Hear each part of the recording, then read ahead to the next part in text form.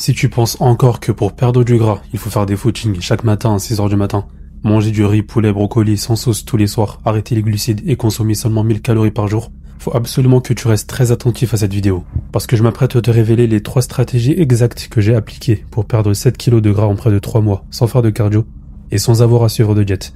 Et tout ça en continuant à progresser à l'entraînement. Reste avec moi jusqu'à la fin. Je me souviens avoir pris conscience que j'avais pris trop de gras vers fin 2024. J'étais en train d'admirer ma congestion en fin de séance. Mais en me regardant sur le miroir, j'ai réalisé que j'avais pris trop de gras.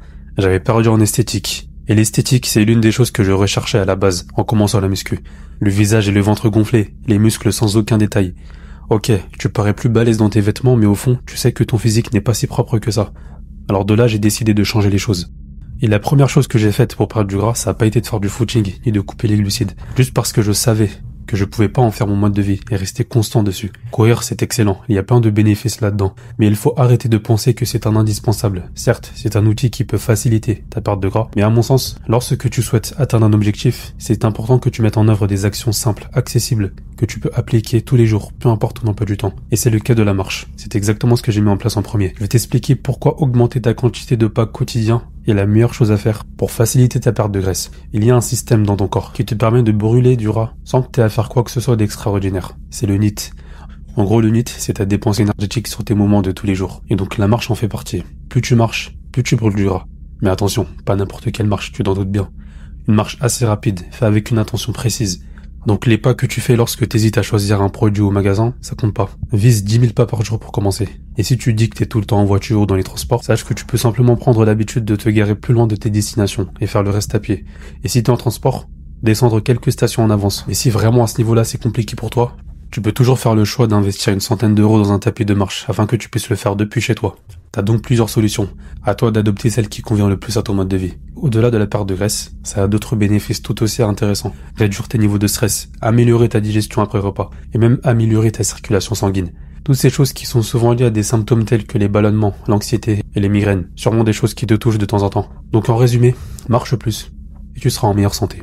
Si en ce moment t'as des difficultés pour progresser en entraînement, en raison de ton travail ou de tes projets perso, envoie un message privé sur mon Insta pour bénéficier d'une consultation gratuite qui te permettra de repartir avec un plan concret et adapté. La seconde chose que j'ai mise en place, ça a été de diminuer ma fréquence alimentaire. Diminuer ta fréquence alimentaire te rendra 10 fois plus simple ta perte de gras. Je sais que la crainte numéro 1 que t'as lorsque t'entends ça, c'est la faim.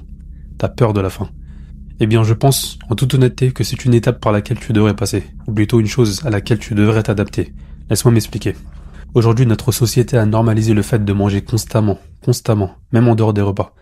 Le problème qui vient avec ça, c'est qu'on ne sait plus manger par faim, ni par nécessité. Tu t'ennuies, tu manges. T'es triste, tu manges. T'es stressé, tu manges. Avec ce mode de vie, comment ne pas être sûr de dépasser ton quota calorique, de prendre du poids, même en admettant que tu fasses très attention à tes aliments, que tu manges bio à chaque repas. Et puis t'es sûrement un homme qui a des occupations dans sa journée. T'as pas remarqué qu'en ayant constamment le ventre rempli, t'arrivais moins à te concentrer et rester focus dans tes tâches, manger moins dans la journée, te donnera plus de focus, en plus de faciliter ta perte de gras. Certes, tu vas peut-être, et même sûrement passer par une période où tu auras faim, tu te sentiras moins énergique, c'est normal. Le temps que ton corps s'adapte, mais passé quelques jours, tu remarqueras à quel point tu mangeais souvent, sans aucune raison derrière. Et puis ça va te donner d'autres bénéfices. Tu pourras te permettre des repas beaucoup plus copieux, plus plaisants, tu auras plus le sentiment de mériter tes repas. Bien sûr, ça signifie pas que tu pourras manger n'importe quoi. Tu devras toujours privilégier des aliments qualitatifs, bruts et remplis de nutriments. Donc plus d'aliments frais et locaux, plus de fruits et légumes. Bien manger, c'est manger majoritairement fait maison. Donc forcément plus de temps en cuisine. Et t'as peut-être pas le temps nécessaire. T'as 2 solutions. Faire cuisiner quelqu'un à ta place. Préparer tes repas à l'avance. Pour ça, tu dois avoir des recettes types, clés en main, composées d'aliments que tu aimes. Et oui, ce sera répétitif, mais manger la même chose à peu près tous les jours, c'est normal. Car c'est avec cette méthodologie que tu arriveras plus facilement à traquer tes résultats.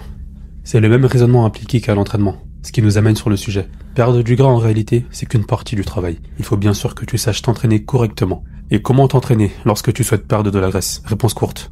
De la même manière que lorsque tu es en maintenance ou en prise de masse. Cependant, c'est à condition que ton déficit soit maîtrisé et mesuré. Si tu te mets du jour au lendemain à consommer 2 fois moins de calories que d'habitude et faire ça sur du long terme, c'est logique que tu sois faible à l'entraînement, moins congestionné, moins motivé. Privilégie plutôt un déficit progressif. Sur les premières semaines de ta sèche, tu diminueras de 200 à 300 calories, puis sur les suivantes d'environ 500 calories.